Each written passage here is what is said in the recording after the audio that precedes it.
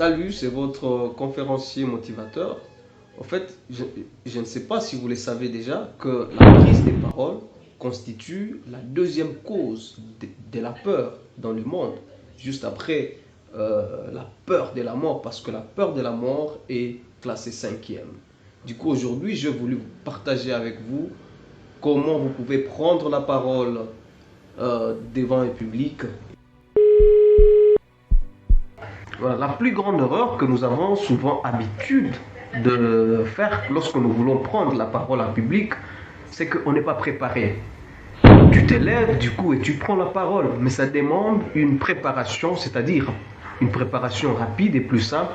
Tu as ton introduction, c'est-à-dire une phrase connectrice, tu as un développement et tu as une conclusion, c'est plus simple.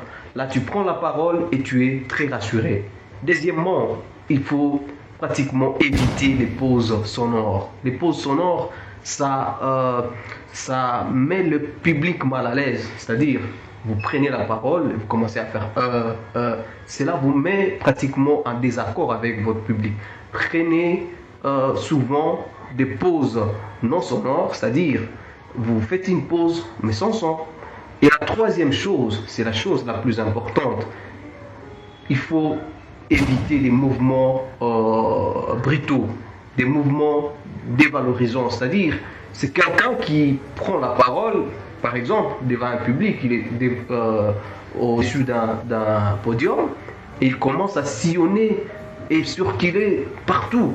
Il faut éviter ça. Vos déplacements doivent pratiquement être en accord avec ce que vous êtes en train de dire. Ne donnez pas l'impression que vous avez bloqué ce que vous avez à dire. Soyez relax, n'ayez pas peur. Et surtout, vous allez trouver le lien où est-ce que je parlais, comment surmonter finalement sa peur. Mais également, il y a ces points très importants, c'est votre style, votre habillement. Vous devez bien vous habiller, ça rassure les publics. Évitez trop d'extravagance parce que lorsque vous êtes très extravagant, les gens se concentrent plus à votre habillement, à votre maquillage, que sur ce que vous allez dire. Et que donc, vous devez éviter tout cela et vous prenez la parole, vous êtes à l'aise devant un public qui va bien vous écouter. C'est une valeur. Voilà, c'est ce que je voulais vous partager aujourd'hui.